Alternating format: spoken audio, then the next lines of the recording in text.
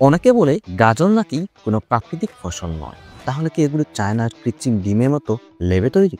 দাঁড়ান, আপনাদেরকে একটা মজার সত্য বলি, যা শুনলে হয়তো একটু অবাকই হবেন। আসলে কমলা গাজর সম্পূর্ণ প্রাকৃতিক। তবে মজার ব্যাপার হলো এরা গাজর পরিবারের সবচেয়ে নতুন সদস্য। 1500 শতাব্দীর আগে মানুষ বেগুনি, সাদা, হলুদ, এমনকি কালো গাজরও খেত। কমলা গাজরের আবির্ভাব হয় একদম প্রাকৃতিকভাবেই। কৃষকরা লক্ষ্য করেন যে কিছু হলুদ গাজর ধীরে ধীরে মিষ্টি এবং কমলা রঙের হয়ে যাচ্ছে। এর কারণ ছিল বিটা ক্যারোটিন নামক একটি উপাদান, যা এদের স্বাভাবিকভাবেই মিষ্টি করে তুলেছিল। ডাচ কৃষকরা এই মিষ্টি কমলা গাজর এতটাই পছন্দ করেন যে তারা এর চাষ বাড়িয়ে দেন।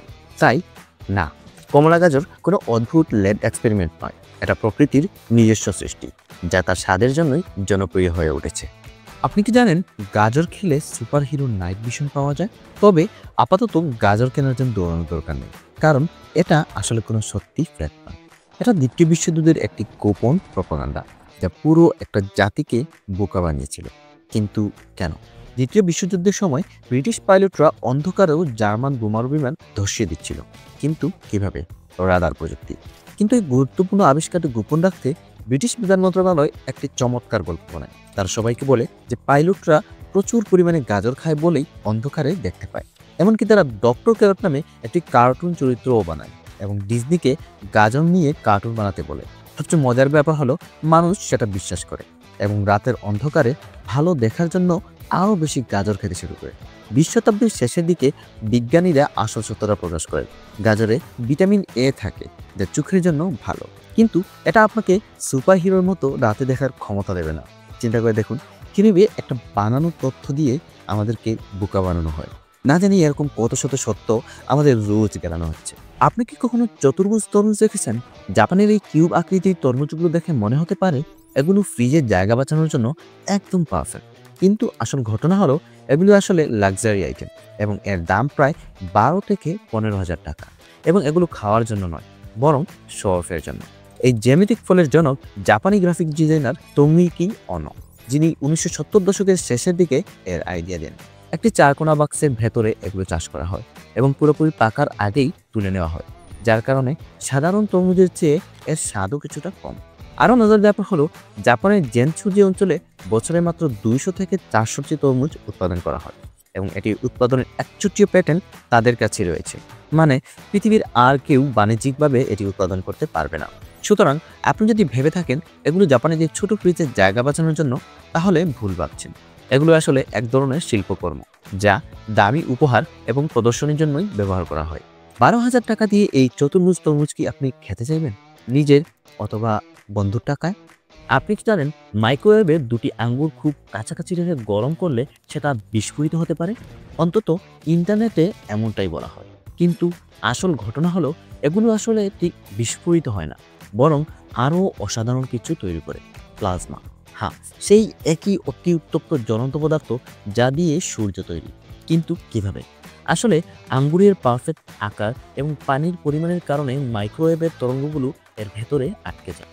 যখন দুটি আঙ্গুর 3 মিলিমিটারের মধ্যে রাখা হয়, তখন শক্তিশালী তড়িৎচুম্বকীয় হটস্পট তৈরি হয়। এই হটস্পটগুলো এতটাই তীব্র হয় যে বাতাস থেকে ইলেকট্রন বের করে দেয়, যার ফলে উজ্জ্বল প্লাজমার ঝলক দেখা যায়। তবে সাবধান, বাসায় কখনো এই চেষ্টা করবেন না। পদার্থবিজ্ঞানের মজার এই পরীক্ষাটি আপনার মাইক্রোওয়েভকে মারাত্মকভাবে ক্ষতিগ্রস্ত করতে পারে, এমনকি আগুনও লাগাতে পারে। বিজ্ঞানীরা এটা নিয়ে পরীক্ষা নিরীক্ষা করতে গিয়ে একাধিক মাইক্রোওয়েভ নষ্ট করেছে। কখনো শুনেছেন নারিকেলের পানি রক্তের প্লাজমার বিকল্প হিসেবে ব্যবহার করা যায়?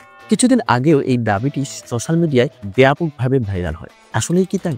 এটা সত্য, নারিকেল পানিতে রক্তের প্লাজমার মতো ইলেকট্রোলাইট এবং খনিজ পদার্থ থাকে, কিন্তু এটি জরুরি অবস্থাতেও রক্তের প্লাজমার নিরাপদ বিকল্প নয়। তাহলে এই ভুল ধারণাটি এলো কোথা থেকে? এই ধারণাটি শুরু হয় দ্বিতীয় বিশ্বযুদ্ধের সময়, যখন স্যালাইনের ঘাটতি ছিল। কিছু বিচ্ছিন্ন পরিস্থিতিতে জরুরি হাইড্রেশনের জন্য নারিকেল পানি ব্যবহার করা হয়। তবে আধুনিক চিকিৎসকরা এই পদ্ধতি ব্যবহার করতে কঠোরভাবে নিষেধ করেন, কারণ নারিকেল পানির গঠন মানুষের রক্তের প্লাজমা থেকে বেশ আলাদা। এতে পটাশিয়ামের মাত্রা বিপজ্জনক পর্যায়ে বেশি থাকে এবং এটি জীবাণুমুক্তও নয়, অর্থাৎ সরাসরি রক্তে প্রবেশ করালে মারাত্মক সংক্রমণ এবং ইলেকট্রোলাইট ভারসাম্যহীনতা সৃষ্টি করতে পারে। তাই নারিকেল পানি পান করা এবং হাইড্রেটেড থাকার জন্য দারুণ হলেও রক্ত সংক্রান্ত চিকিৎসায় নারকেল পানি ব্যবহার করা হয় না। আপনি কি জানেন টমেটোর জিনের সংখ্যা মানুষের চেয়ে বেশি? তার মানে কি টমেটো মানুষের চেয়েও উন্নত? নিজেকে টমেটোর চেয়ে ছোট মনে করার আগে পুরো বিষয়টি জেনে নেওয়া। এটা সত্য যে টমেটোর প্রায় 35,000 জিন আছে, যেখানে আমাদের আছে মাত্র 20,000। মজার তাই না? কিন্তু এখানেই আসল ব্যাপার।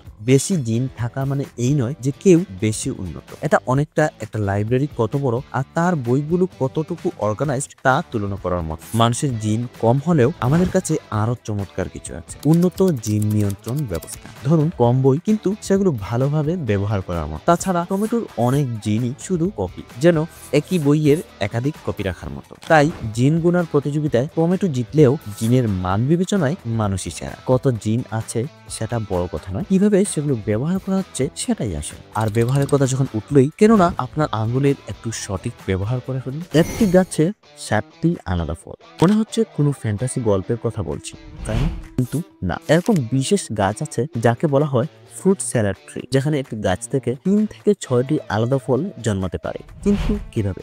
এই গাছগুলো তৈরি করা হয় গ্রাফটিং পদ্ধতিতে, যেখানে বিভিন্ন ফলের ডাল একটি গাছের কাণ্ডের সাথে জুড়ে দেওয়া হয়। তবে এখানে একটি বিষয় হলো, শুধুমাত্র একই পরিবারের ফল এভাবে জন্মানো সম্ভব। যেমন একটি সাইট্রাস গাছে কমলা, মাল্টা, লেবু আর লাইম জন্মাতে পারে, অথবা একটি স্টোন ফ্রুট গাছে পিচ, আলু বুখারা, নেকটারিন এবং খুবানি জন্মাতে পারে। যদিও কেউ কেউ দাবি করে এই গাছে 8টি পর্যন্ত ফল জন্মাতে পারে, বাস্তবে বেশিরভাগ গাছে সময়ের সাথে সাথে 2 থেকে 3 ধরনের ফলই থেকে যায়। তাই এই গাছগুলো সম্পূর্ণ বাস্তব এবং অসাধারণ। প্রকৃতি সম্পর্কে আরো অবাক করা সত্য জানতে লাইক এবং ফলো করুন।